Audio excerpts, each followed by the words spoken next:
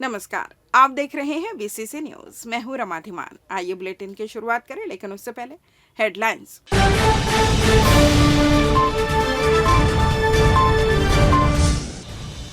Collector ने स्कूलों का लिया जायजा, निरीक्षण कर सुधारी जा रही व्यवस्था।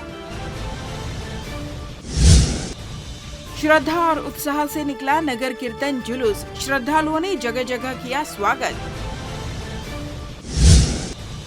निगम अमले ने किया आदेश का पालन, जगह जगह हुई अतिक्रमण हटाने कार्रवाई। और स्कूल जतन योजना के नाम पर घोटाला, 78 स्कूलों में मिली गड़बड़ी। हेडलाइंस के बाद खबरें विस्तार से। कलेक्टर अवनीश शरण ने बेलतरा तहसील के कई ग्रामों का सघन दौरा किया। शासकीय योजनाओं का फील्ड स्तर पर क्रियान्वयन का हालात नजदीक से देखने निकले थे। कलेक्टर खैरखुंडी गांव के प्राइमरी और मिडिल स्कूल पहुंचे। उन्होंने बच्चों से चर्चा कर उनको मार्गदर्शन दिया। बच्चों को भूगोल का पाठ भी पढ़ाया। बच्चों से सवाल पूछे और उनका हौसला बढ़ाया। उन्होंने प्राइमरी स्कूल को नए भवन में तत्काल शिफ्ट करने के निर्देश दिए। कलेक्टर ने रानी गांव में पशु आश्रय स्थल का भी जायजा लिया। कलेक्टर शरण ने सबसे पहले खैरकुंडी गांव के प्राथमिक स्कूल और मिडिल स्कूल का निरीक्षण किया। यहां बच्चे भूगोल विषय का अध्ययन कर रहे थे। उन्होंने बच्चों से पूछा कि पृथ्वी पर कितना प्रतिशत जल है और 17 का पहाड़ा भी पूछा। बच्चों का मुंह भी मीठा कराया। कलेक्टर ने मध्याह्न भोजन कक्ष में जाकर भोजन की गुणवत्ता भी परखी। बच्चों से मध्याह्न भोजन के विषय में जानकारी ली। प्राइमरी स्कूल को तत्काल नए भवन में शिफ्ट करने कहा। इसके बाद कलेक्टर रानी गांव पहुंचे। यहां उन्होंने पशु आश्रय स्थल का जायजा लिया। आवारा पशुओं की देखरेख के लिए हर ब्लॉक में 2-2 पशु आश्रय स्थल बनाए जा रहे हैं। यहाँ आवारा किस्म के पशुओं को रखा जा रहा है जो सड़क में दुर्घटना का कारण बनते हैं। यहाँ पूर्वों से उपलब्ध अधोसंरचना का ही उपयोग किया जा रहा है। जिन पशुओं के मालिक हो उन्हें नहीं, बल्कि आवारा और सड़क दुर्घटना का कारण बन रहे पशुओं को ही यहाँ पनाह दी जाएगी। इस अवसर पर संयुक्त कलेक्टर श्री मनीष साहू, तहसीलदार सहित अन्य अधिकारी कर्मचारी उपस्थित रहे। आय से अधिक संपत्ति, देशद्रोह और ब्लैकमेलिंग मामले में फंसे आईपीएस जीपी सिंह को हाईकोर्ट ने बुधवार को बड़ी राहत दी है। चीफ जस्टिस रमेश सिन्हा और जस्टिस रविंद्र अग्रवाल की बेंच ने उनके खिलाफ दर्ज तीनों एफआईआर को रद्द कर दिया है। कोर्ट ने कहा कि उन्हें परेशान करने के लिए झूठे मामलों में फंसाया गया है। किसी भी मामले में उनके खिलाफ कोई ठोस सबूत नहीं है। इसकी जानकारी जीपी सिंह के अधिवक्ता हिमांशु पांडे ने दी। दरअसल आईपीएस जीपी सिंह ने अपने खिलाफ दर्ज सभी एफआईआर को चुनौती देते हुए हाईकोर्ट में एडवोकेट हिमांशु पांडे के माध्यम से याचिका दायर की थी। इसमें बताया गया कि तत्कालीन सरकार ने उन्हें राजनीतिक षड्यंत्र के तहत फंसाया है। याचिकाकर्ता के खिलाफ जितने भी केस है, सभी में कोई साक्ष्य नहीं है। इस दौरान हाईकोर्ट ने माना कि उन्हें परेशान करने के लिए बिना सबूतों के एफआईआर दर्ज की गई थी। इनमें एक भी केस चलने लायक नहीं है। सभी पक्षों को सुनने के बाद हाईकोर्ट ने तीनों एफआईआर को रद्द करने का आदेश दिया है। राउंड टेबल इंडिया एक ऐसी संस्था है जो सरकारी स्कूलों में पढ़ने वाले बच्चों के लिए काम करती है। जिससे भी सरकारी स्कूल में कोई भी कमी होती है तो यह संस्था उसे पूरी करने हर संभव प्रयास करती है। संस्था की टीम ऐसे कई स्कूलों में जरूरत के सामान उपलब्ध करा चुकी है, जिससे अब स्कूली बच्चे उनका उपयोग कर अपनी शिक्षा को बेहतर बना रहे हैं। आइए जानते हैं कि आखिर राउंड टेबल है क्या और इसका उद्देश्य क्या है। चेयरपर्सन प्रिंस सचदेवा की जुबानी। बेसिकली भी राउंड टेबल इंडिया एक एसोसिएशन है जो वर्ल्ड वाइड है।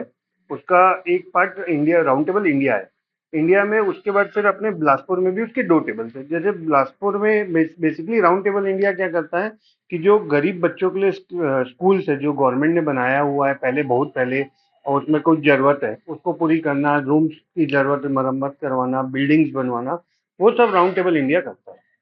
ये किस तरह से कार्य कर रही है? ये आप लोग फंड वंड कहाँ से अरेंज करते हैं? बेसिकली भैया क्या होता है ना, फंड में ऐसा है कि कुछ पार्ट हम जो इवेंट्स कराते हैं, फंड रेजर इवेंट, जैसे हमने बिस्मिल कराया था और फिर अभी एक वहाँ पे इटोपिया जैसा एक वो हुआ था, फूड का। वैसा एक हम लोग इवेंट्स कराते हैं फंड रेजर, और दूसरा फिर हाफ फंड हमको नेशनल से आता है। नेशनल में हमारा क्या बोलते हैं, जैसे पीएनजी है, पीएनजी कंपनी हमारा बहुत बड़ा सोर्स है जो हमको डोनेशन सीएसआर फंड से डोनेट करता है। तो वो फंड और हमारा फंड मिला के हम स्कूल्स में रूम बनाना है या मरम्मत करवानी है, वैसा कार्य करते हैं। क्या उद्देश्य है इसके अलावा और किस तरह से कार्य करते हैं? बेसिकली राउंड टेबल इंडिया का मेन मोटो है फ्रीडम थ्रू एजुकेशन। मतलब आज़ादी तो है, आज़ादी अपने को कैसे मिलेगी? एजुकेशन से। गरीबी, आज अगर कोई गरीब बच्चा है पढ़ लेगा तो उसको गरीबी से आज़ादी मिलेगी। तो कहीं ना कहीं एजुकेशन एक ऐसा हिस्सा है हमारे लाइफ का जिससे हमको मतलब आगे बढ़ने का वो मिलता है, एक प्लेटफॉर्म मिलता है। तो बिना एजुकेटेड एजुकेशन के आप बढ़ नहीं सकते। तो इसलिए राउंड टेबल इंडिया एजुकेशन को मेन मोटो देता है। श्री गुरु नानक देव जी का प्रकाश पर्व 15 नवंबर को मनाया जा रहा है। इसी अवसर पर 13 नवंबर बुधवार को श्री गुरु सिंह सभा गुरुद्वारा दयालबंद में विशाल नगर कीर्तन जुलूस निकाला गया। गुरु ग्रंथ साहिब जी की सरपरस्ती एवं पंज प्यारों की अगुवाई में नगर कीर्तन जुलूस का जगह जगह स्वागत किया गया। इसी दौरान भाटिया परिवार के द्वारा भी दयालबंद में नगर कीर्तन जुलूस का भव्य स्वागत किया गया। नगर कीर्तन जुलूस में गतके का विशेष प्रदर्शन भी बच्चों द्वारा किया गया। इसके साथ ही जुलूस में बड़ी संख्या में समूह साध संगत उपस्थित रहे। इसी कड़ी में दयालबंद में भाटिया परिवार द्वारा भव्य स्वागत कर साध संगत की सेवा की गई। फल और पानी का वितरण किया गया। नगर कीर्तन जुलूस में जीवंत झांकी भी प्रदर्शित की गई, जिसमें ननकाना साहिब की प्रतिकृति प्रमुख आकर्षण का केंद्र रही, जहां बड़ी संख्या में बच्चों से लेकर बड़े इस अवसर पर उपस्थित रहे और प्रकाश पर्व की खुशियां मनाए। नगर कीर्तन जुलूस गांधी चौक, पुराना बस स्टैंड, तेलीपारा प्रमुख मार्गों से होते हुए सेंट्रल गुरुद्वारा गोड़पारा पहुंचा। लेते हैं एक छोटा सा ब्रेक। पिछले 17 वर्षों से रियल एस्टेट के क्षेत्र में दे रहे हैं अपनी सेवाएं और लगातार शहर की जनता को एक नई लिविंग लाइफस्टाइल। अपने कार्यों एवं सेवाओं के माध्यम से लाखों लोगों की उम्मीदों को दिया है आकार। इसलिए जिले में ही नहीं पूरे प्रदेश में इनकी पहचान है बरकरार। आपके सपनों के घर को हकीकत में बदल कर है दिखाना, इसलिए आपके लिए लेकर आए हैं भाटी आशियाना।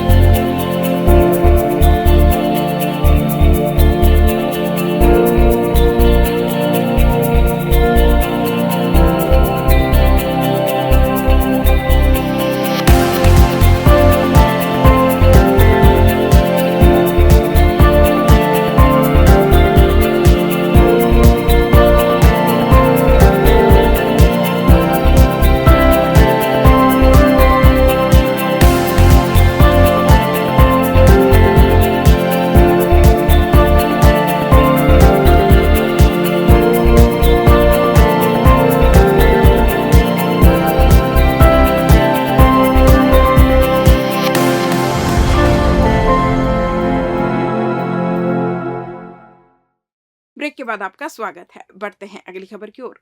नगर के निगम का अतिक्रमण दस्ता एक बार फिर सक्रिय हो गया है। आपको बता दें, शहर में लगातार बढ़ रहे अतिक्रमण को देखते हुए निगम कमिश्नर ने अतिक्रमण शाखा को कार्रवाई करने के सख्त निर्देश दिए हैं। जिसे देखते हुए मंगलवार को निगम की टीम पहले मैग्नेटो मॉल स्थित साईं पान ठेले को सील करने की कार्रवाई की, जिसके बाद मगरपारा से भारतीय नगर चौक तक अतिक्रमण को हटाया गया। इसके अलावा बृहस्पति बाजार में तेजी से फैल रहे अतिक्रमण को हटाने की कार्रवाई की गई। इस कार्रवाई में अतिक्रमण शाखा प्रभारी प्रमिल शर्मा, संतोष वर्मा, शिव बहादुर जायसवाल सहित निगम की टीम मौजूद रही।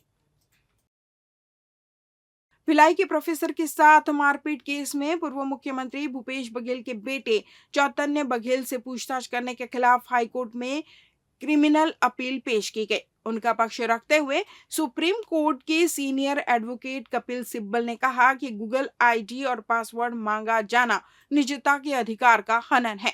वहीं शासन ने जवाब दिया कि इस केस में वो आरोपी ही नहीं है। ऐसे में सीनियर एडवोकेट ने संशोधित याचिका दायर करने के लिए समय मांगा है। मामले की सुनवाई अब 2 सप्ताह बाद होगी। दरअसल भिलाई के खूबचंद बघेल कॉलेज भिलाई के प्रोफेसर विनोद वर्मा के साथ हुई मारपीट के मामले में पुलिस ने पूर्व सीएम भूपेश बघेल के बेटे से पूछताछ की थी। इस मामले में पुलिस ने 9 लोगों को आरोपी बनाया है, जिसमें पूर्व मुख्यमंत्री बघेल के बेटे चैतन्य से जुड़े लोग भी शामिल हैं। इस मामले में चैतन्य से भी पूछताछ करने के बाद अब हाईकोर्ट में चैतन्य बघेल ने क्रिमिनल अपील पेश की है, जिसमें सीनियर एडवोकेट कपिल सिब्बल ने ऑनलाइन बहस की। उन्होंने चैतन्य के गूगल आईडी और पासवर्ड मांगे जाने का विरोध करते हुए मजबूती से पक्ष रखा। साथ ही कहा कि किसी व्यक्ति से इस तरह की उसकी निजी बातें नहीं पूछी जा सकती है। चीफ जस्टिस रमेश सिन्हा ने भी माना कि यह निजता के अधिकार का हनन का मामला है।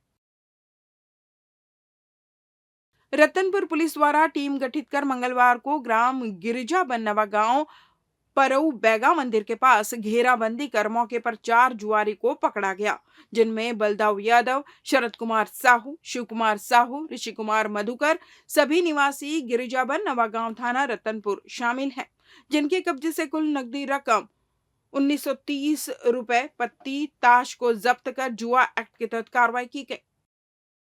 मुख्यमंत्री विष्णुदेव साय के निर्देश पर जिला प्रशासन द्वारा मुख्यमंत्री स्कूल जतन योजना अंतर्गत जिले में शासकीय स्कूल भवनों की जांच कराई गई। कार्यों के परीक्षण और मूल्यांकन के जांच टीम द्वारा 78 कार्यों में भारी गड़बड़ी पाई गई। इन 78 कार्यों में छत का प्लास्टर गिरा हुआ है, पुट्टी खिड़की नहीं लगी है, छत से सीपेज पानी का रिसाव होना जैसी गड़बड़ियां मिली है।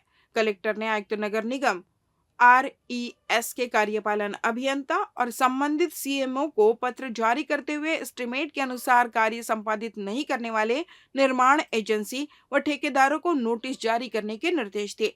उन्होंने ऐसे ठेकेदारों को ब्लैकलिस्टेड करते हुए पालन प्रतिवेदन से अवगत कराने कहा है। इस बुलेटिन में बस इतना ही। अगले बुलेटिन में आप सबकी फिर मुलाकात। तब तक मुझे दीजिए विदा। नमस्कार।